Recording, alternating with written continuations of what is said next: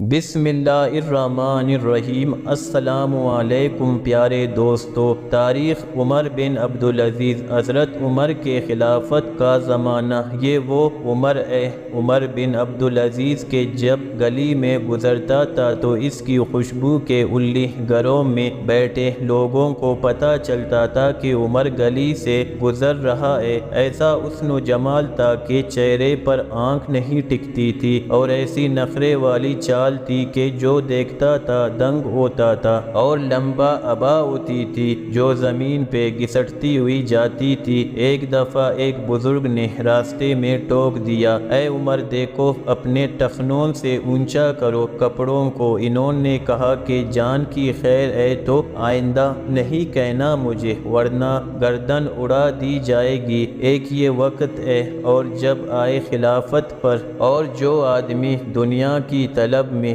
جو آدمی وزارت کی طلب کرے گا، جو آدمی حکومت کی طلب کرے گا، اور جو آدمی مال کی طلب کرے گا، جب اس کے ہاتھ میں مال آئے گا تو وہ فرعون بنے گا، اور جو آدمی اس سے بھاگے گا اور اس سے جان چھڑائے گا، جب اس کے پلے بچے گا، جب اس کے پاس مال آئے گا تو اس کے ذریعے سے جنت کمائے گا۔ جب سلیمان مرنے لگا تو رجائے بن ایوا نے کہا، کوئی کام کر جا جس سے تیری آخرت بن جائے۔ کہ کیا کروں کہ خلافت کے لیے کسی انسان کو چننا سوچ میں پڑ گیا۔ اس کا ارادہ تھا بیٹے کو خلیفہ بناؤں۔ کہنے لگا، انشاءاللہ ایسا کام کر جاؤں گا کہ جس میں میری نفس و شیطان کا کوئی حصہ نہیں ہوگا۔ کہا، لکھو، میں عمر کو خلیفہ بناتا ہوں، اور اس کو لپیٹا اور ماچس کی ایک ڈبیا میں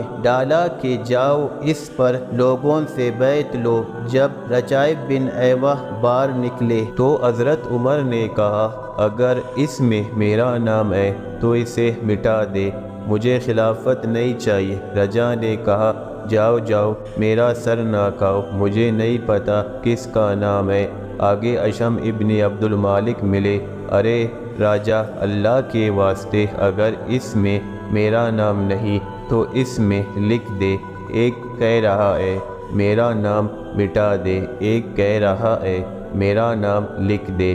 جب اس ڈبیا پر بیعت لی اور کھولا، اس کو کہا، آؤ بھائی بیعت کرو۔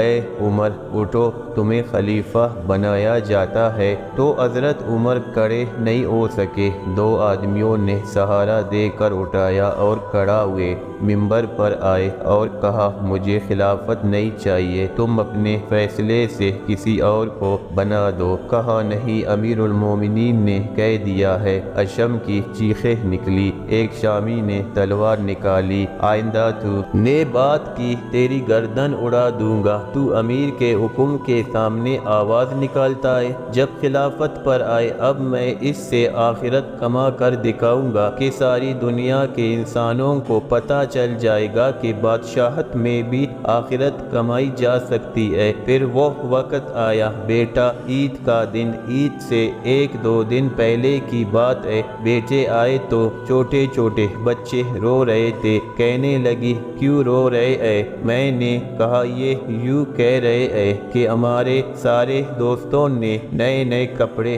بنوائے ہیں عید کے لیے، اور ہمارا باپ تو امیر المومنین ہے، ہمارے کپڑے پھٹے ہیں، ہمیں بھی تو کپڑے لے کر دو۔ حضرت عمر نے فرمایا، میرے پاس تو پیسے کی میں کہاں سے لے کر دوں؟ وظیفہ لیتے تھے بیت المال سے جو ایک عام مسلمان کا تھا، وہ روٹی پانی مشکل سے پورا ہوتا تھا۔ تو بیوی نے کہا، اب کیا کرے؟ پھر بچوں کو کیسے سمجھائے؟ وہ تو صبر کر سکتے ہیں، بچوں پر آدمی ایمان کو بیچتا ہے، اور جو اولاد پر ایمان کو بیچتا ہے تو پھر اللہ اس کی اولاد کو بالغ کر کے باپ کے خلاف کھڑا کر دیتا ہے۔ ہاں، پھر وہ باپ کی غصہ بنتی آتی ہے، باپ سے کہتی ہے تو نے میرے لیے کیا کیا ہے، کیا کمایا تو نے ہمارے لیے، چونکہ اس کی جڑوں میں آرام کو ڈالا گیا، اس لیے اب یہ کبھی ماں باپ کی فرما بردار بن کر نہیں چلے گی، یہ ماں کو بھی جوتے مارے گا اور باپ کو بھی جوتے مارے گا۔ حضرت عمر نے کہا میں کہاں سے لے کر دوں، میرے پاس تو پیسے نہیں ہیں۔ بولا تو کیا کرے، ان کو کیسے سمجھائے؟ بولا تو میں کیسے سمجھاؤں؟ بیوی نے کہا ایک مجھے ترکیب سمجھ میں آئی کہ آپ اپنا وظیفہ پیشگی لے لیجئے، جو مہینے کا وظیفہ ملتا ہے آپ پیشگی لے لے، ہمارے بچوں کی کپڑے بن جائیں گے، ہم صبر کر لیں گے۔ کہنے لگے یہ ٹھیک ہے، اپنا خادم نہیں غلام ہے، غلام زر خرید۔ مزاحم اسے بلایا، خزانچی تھا قابل، میاں مزاحم ہمیں اس مہینے کا وظیفہ پیشگی لے دو۔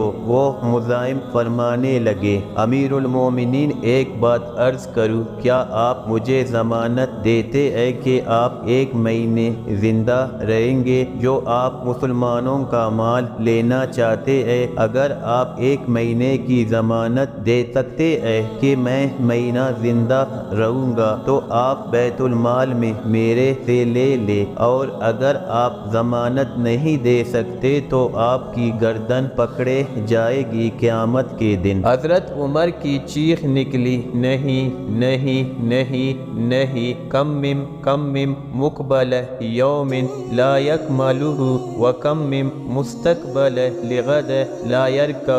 حضور فرما رہے ہیں، حضور صلی اللہ علیہ وآلہ وسلم فرما رہے ہیں کم من مقبل یوم لا یکملہ، کتنے ہی ہیں جو دن کو دیکھنے والے جو سورج کا غروب ہونا نہیں دیکھ پاتے اور قبروں میں چلے جاتے ہیں، وَكَمْ مِن مُسْتَقْبَلٍ لِغَدٍ لَا يَرْكَعُ، اور کتنے ہی ہیں جو کل کا انتظار کر رہے ہیں اور کل کا سورج نہیں دیکھ پاتے اور قبروں میں چلے جاتے ہیں۔ گھر میں آئے بیٹیاں منہ پہ کپڑا رکھ کے بات کرے۔ حضرت عمر کہنے لگی بیٹی کیا بات ہے، منہ پر کپڑا کیوں رکھتی ہو؟ خادمہ کہنے لگی امیر المومنین آج آپ کی بچیوں نے کچے پیاز سے روٹی کھائی ہے، اس لیے ان کے منہ سے بدبو آ رہی تھی۔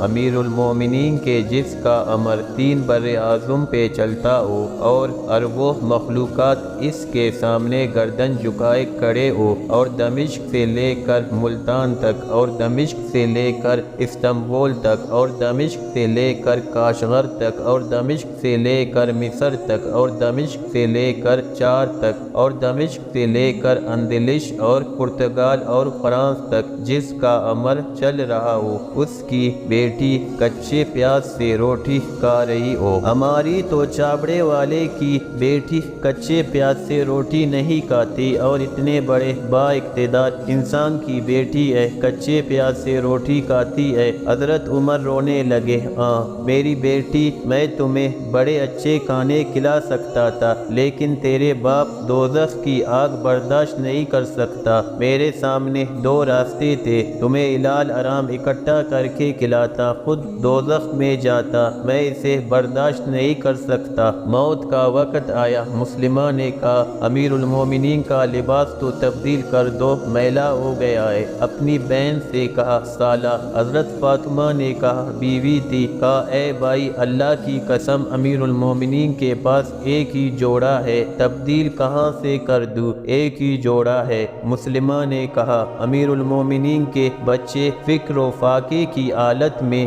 آپ انہیں چھوڑ کے جا رہے ہیں، بھوکا چھوڑ کے جا رہے ہیں، میرے سے 1 لاکھ روپے لے لیجئے اور اپنے بچوں کو دے دیجئے، میرے بھانجے ہیں۔ فرمایا دیتے ہو؟ کہاں چلو وہ 1 لاکھ وہاں واپس کر دو جہاں تم نے ظلم اور رشوت سے حاصل کی ہے، وہاں واپس کر دو، میرے بچوں کو آرام نہیں چاہیے۔ پھر بیٹوں کو بلایا، میرے بیٹوں میرے سامنے 2 راستے تھے، میں تمہارے لیے مال جمع کرتا اور جیسا کیسا جمع کرتا خود جہنم میں جاتا، اور تمہیں دوسرا راستہ یہ تھا میں تمہیں توکل سکھاتا اور خود جنت میں جاتا۔ میرے بیٹوں میں جہنم تو سہ نہیں سکتا تھا، میں نے تمہیں اللہ سے مانگنا سکھا دیا ہے، جب ضرورت پڑے اس سے مانگ لینا، تمہارا کفیل ہوگا۔ وہ کہتا ہے وَهُوَ يَتَوَكَّلُ الصَّائِلِينَ، میں ہوں نیک لوگوں کا والی۔ جب موت آئی اور جنازہ اٹھا اور قبرستان کو چلا اور قبر پر رکھا گیا تو آسمان سے ایک ہوا چلی اور کاغذ کا ایک پرچہ گرا۔ کاغذ کو اٹھایا گیا، اس کے اوپر لکھا ہوا تھا بسم اللہ الرحمن الرحیم، ارأیتم من اللہ العزیز من النار، بسم اللہ الرحمن الرحیم۔ اور یہ اللہ تعالیٰ کی طرف سے عمر کے لیے آگ سے نجات کا پروانہ ہے، ہم نے عمر کو دوزخ سے نجات دے دی، ساری دنیا کو بتا دیا کہ سن لو، ہم نے عمر کو دوزخ سے نجات دے دی، اور اس پروانے سمیت حضرت عمر کو قبر میں ڈالا گیا۔